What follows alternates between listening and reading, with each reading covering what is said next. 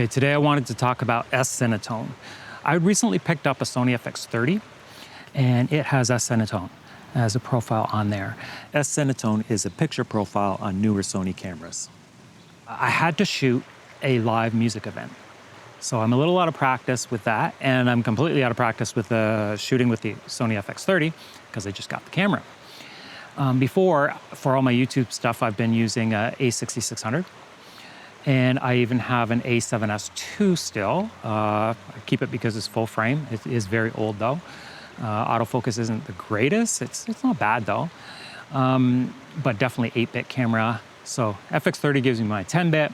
And I was originally gonna shoot it in S-Log3. But as soon as I got there to the event, I started taking some test shots before the show actually began. And I found that it was like super low light.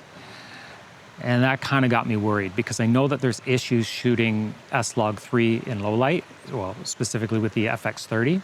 So I made the snap decision to go with S-Cinetone. So I thought, let me try it. I flipped it over into that, took a couple of test shots before the show started, and it didn't look too bad. So I thought, let's go with it. Anyway, the footage you're seeing now is completely straight out of camera. And when I say straight out of camera, I mean straight out of camera. I did not adjust the exposure. I did not add a little contrast. I did not boost the colors a little bit. I didn't white balance it. I think I locked my white balance in at around 4200 Kelvin because that's what kind of looked good for the room.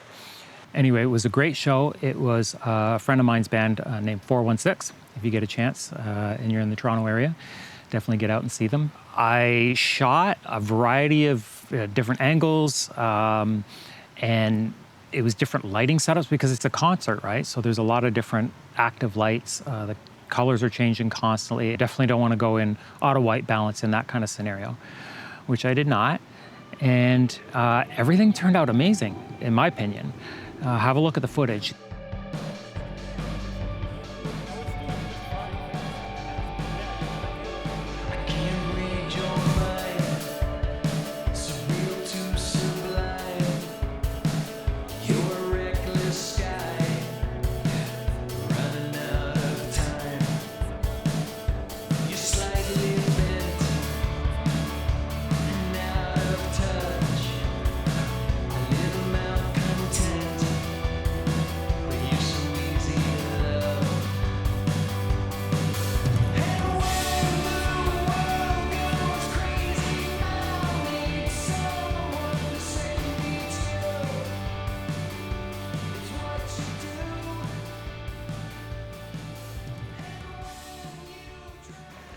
There was one clip where I had to adjust the exposure, one clip. And that was just the very first shot of the night. And that's because the MC, he was announcing the bands and they brought up all the lights. So I was overexposed quite a bit in the monitor, I noticed. But I thought, I don't totally need this shot, but I'm just gonna let it roll. I was amazed at how I was able to bring back the footage. All I did was bring down the gamma a little bit and highlights, that's it. And it all came back. I honestly thought that parts of that shot would be blown out and I figured it's unrecoverable. But this is S-Cinetone, it's not S-Log3, but I'm still able to pull it back that much. As much as people are talking good about S-Cinetone, I still think it's underrated. I'm actually blown away by the results. As much as people are talking good about S-Cinetone, and you know, they're giving these cautionary, you know, watch out for this or that, or it's not quite as good as S-Log3, et cetera, et cetera.